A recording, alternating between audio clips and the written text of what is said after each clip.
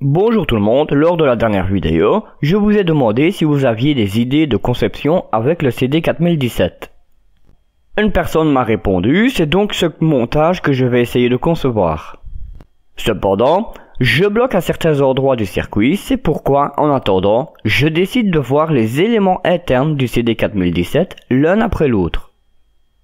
J'aborderai les éléments les plus faciles en premier et les plus compliqués par la suite. En regardant le diagramme interne du CD4017, nous apercevons une porte inverseuse et c'est elle que nous allons voir.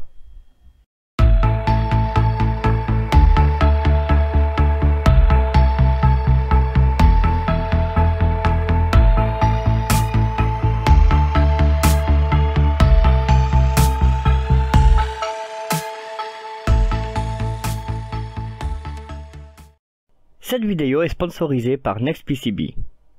NextPCB est le plus grand fabricant de PCB et ils fournissent des PCB professionnels de haute qualité à des prix très abordables et pour les obtenir, voici le site web NextPCB. NextPCB nous offre un prototype de PCB totalement gratuit, cela signifie que vous payez 0$ pour un PCB d'1 à 4 couches.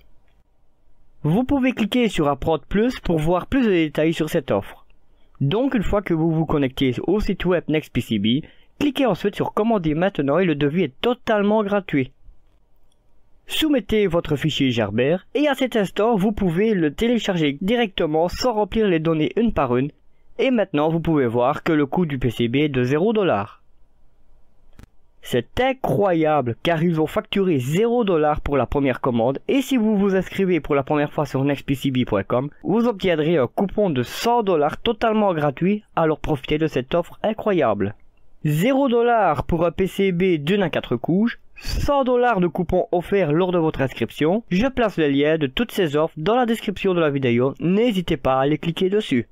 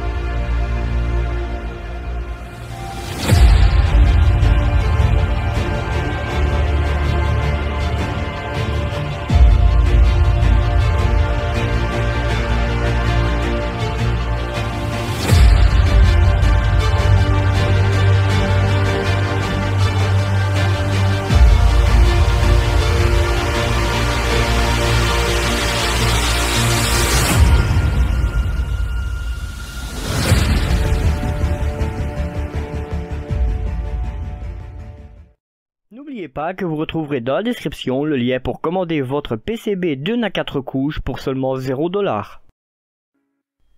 Le CD4069 est un circuit intégré contenant 6 porte-noms, autrement dit portes inverseuses. Il est de technologie CMOS et possède 14 broches.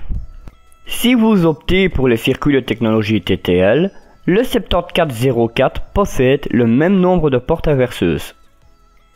Attention à bien regarder la fiche technique du fabricant de votre circuit intégré. La tension d'alimentation du CD4069 est généralement comprise entre plus 3 volts et plus 15 volts au niveau des broches 7 et 14. Ces sorties peuvent débiter une intensité maximum d'environ 2,25 mA pour une tension d'alimentation de 10 volts. Là aussi, je vous conseille de vérifier la documentation technique du constructeur de votre CD4069. Les applications de ce circuit intégré, selon la documentation technique de Texas Instruments, sont l'inversion logique, soit inverseur, la mise en forme d'impulsion, oscillateur et amplificateur à haute impédance d'entrée. Nous verrons dans cette vidéo sa fonction d'inversion et sa version à transistor. Voyons voir la description des broches du CD4069. Les broches 1, 3, 5, 9, 11 et 13 sont les broches d'entrée. La tension pouvant être appliquée à ces broches est comprise entre 0 V et la tension d'alimentation. Les broches 2, 4, 6, 8, 10 et 12 sont les broches de sortie. On constate un petit cercle sur les symboles des portes inverseuses. Celui-ci signifie qu'il y a une inversion du signal au niveau de la sortie. Broche 7, ground. Elle correspond à la broche négative de l'alimentation ou à la masse. Et la broche 14, VDD. Elle correspond à la broche d'alimentation positive, comprise entre plus 3 volts et plus 15 volts. Encore une fois, voir la documentation de votre CD 4069. Concernant le fonctionnement du CD 4069, je me suis référé à la documentation technique de ce circuit intégré pour son diagramme interne et au site JF Paredes pour le fonctionnement de la porte logique non. Aussi, d'autres youtubeurs abordent très bien les portes inverseuses telles que PB Électronique et KFM Électronique. Les liens se trouvent en description. On retrouve dans le CD 4069 un bloc entre chaque entrée et sortie. Comme il y a 6 entrées et 6 sorties, il y a donc 6 blocs. Le diagramme de la documentation technique n'en montre qu'un seul. Dans chaque bloc, on distingue une résistance, 2 diodes, 2 transistors MOSFET dont un de canal P et un de canal N. J'aborderai ces transistors bien plus tard dans une vidéo future. Concernant le fonctionnement d'une porte non et afin de mieux le visualiser, on peut observer sa table de vérité. Toutes les portes logiques en ont une. Cette table est un tableau regroupant là où les entrées et les sorties des portes, ainsi que l'état de chacune dans toutes les situations. Concernant la porte non, elle n'a qu'une entrée et une sortie. Appelons l'entrée par exemple par la lettre A et la sortie par la lettre S. À l'aide de ce tableau, nous pouvons aisément observer que si l'entrée A est placée à un niveau haut, soit 1, la sortie S est à l'état bas, soit 0. Si l'entrée A est placée à un niveau bas, soit 0, la sortie S est à l'état haut, soit 1. Configuré de cette façon, le CD4069 est utilisé dans son plus simple appareil. Un appui sur le bouton poussoir SE applique sur l'entrée qui est la broche 1, un niveau logique haut, soit 1. De même, la LED verte s'allume témoignant que l'entrée est activée.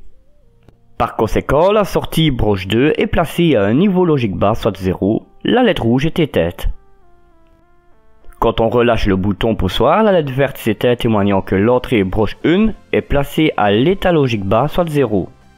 Ainsi, la sortie bascule à l'état logique haut et la LED rouge s'allume. On remarque que toutes les entrées non utilisées sont reliées à la masse. En effet, ce n'est jamais bon de laisser une entrée non reliée car cela peut créer des effets intempestifs indésirables dus aux perturbations parasites du circuit.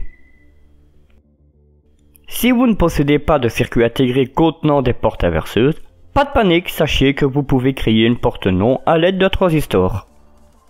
Dans ce montage, lorsqu'on appuie sur le bouton poussoir SE, la LED verte s'allume témoignant que la base du transistor est soumise à un état logique haut soit E par l'intermédiaire de la résistance R2 de 150 kΩ.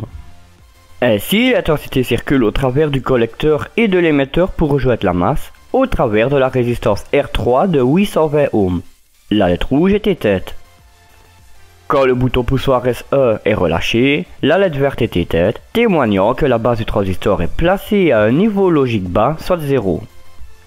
Ainsi, l'intensité ne peut plus circuler au travers du collecteur et de l'émetteur. Par conséquent, la LED rouge est allumée par l'intermédiaire de la résistance R3 de 820 Ω. Voici le schéma d'implantation des composants et du câblage du CD4069 monté en inverseur. Le montage est alimenté à l'aide d'une tension de 9 volts. Concernant la couleur des fils, le rouge correspond à la tension d'alimentation, le noir à la masse, et les couleurs bleu et blanc servent de liaison entre les éléments du montage. Voici le schéma d'implantation de l'inverseur basé sur un transistor. Concernant le condensateur, il est de faible valeur, soit 10 nanofarad. Le transistor est un BC547B. À présent, voyons le schéma avec le CD4069 mise en application sur une platine d'expérimentation. Sur la breadboard, nous retrouvons notre CD4069, notre condensateur de découplage, notre condensateur de filtrage anti-rebond du bouton poussoir, notre bouton poussoir, notre résistance de tirage vers la masse au niveau de la broche 2 du CD4069, ainsi que nos LED et leur résistance de limitation. Lors de la mise sous tension, nous observons que la LED rouge représentant la sortie est allumée et la LED verte représentant l'entrée est éteinte. Lorsqu'on appuie sur le bouton poussoir, la LED verte est allumée alors que la LED rouge est éteinte. Quand on relâche le bouton poussoir, la LED verte s'éteint et la rouge est de retour allumée. Voici le schéma de l'inverseur à transistor mis en pratique sur une platine d'expérimentation. Sur la breadboard, nous retrouvons notre transistor, notre condensateur anti-rebond du bouton poussoir, notre bouton poussoir, notre résistance de base du transistor, nos résistances de limitation des LED ainsi que nos LED. Lors de la mise sous tension, la LED rouge est allumée. Celle-ci témoigne que la base du transistor est placée à l'état logique bas soit 0 et représente la sortie. La LED verte qui témoigne quand la base du transistor est placée à un état logique haut, soit 1, et représentant l'entrée est éteinte. Quand on enfonce le bouton poussoir, la LED verte s'allume et la LED rouge s'éteint. Dès qu'on le relâche, les LED reprennent leur état initial, soit la LED verte éteinte et la LED rouge allumée. Observons à l'aide de l'oscilloscope la forme des signaux présents dans ce circuit. Débutons avec l'inverseur construit autour du CD4069 et relions le commun des deux sondes, qui est le fil noir, à la masse. Je relève le signal d'entrée, qui est la broche 1 dans cet exemple, à l'aide de la sonde bleue, et le signal de sortie, qui est la broche 2 dans cet exemple, à l'aide de la sonde jaune. Voyons plus en détail les signaux affichés à l'oscilloscope. Nous pouvons observer que, lorsque le circuit est sous tension, la broche 1 qui est l'entrée, représentée par le signal bleu, est à l'état bas soit 0. La broche 2 qui est la sortie, représentée par le signal jaune, est à l'état haut soit 1. Lorsqu'on enfonce le bouton poussoir, on place la broche 1 du CD4069 à un niveau haut. Dans cet instant, on voit que la broche 2 bascule à un niveau bas.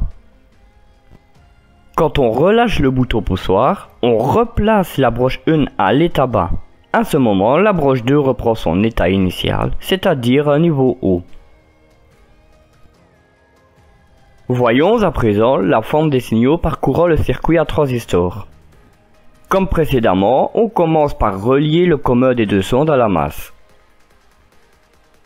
J'utilise une sonde pour relever le signal d'entrée au niveau du bouton poussoir qui est le signal bleu et une sonde pour relever le signal de sortie au niveau du collecteur de ce transistor qui est le signal jaune. Quand on observe les signaux affichés à l'oscilloscope, nous pouvons observer que là aussi, lorsque le circuit est sous tension, l'entrée au niveau du bouton poussoir représentée par le signal bleu est à l'état bas soit 0. La sortie au niveau du collecteur du transistor, représentée par le signal jaune, est à l'état haut soit 1. Lorsqu'on enfonce le bouton poussoir, on place la base du transistor à un niveau haut. Dès cet instant, on voit que le collecteur du transistor bascule à un niveau bas. Quand on relâche le bouton poussoir, on replace la base du transistor à un niveau bas.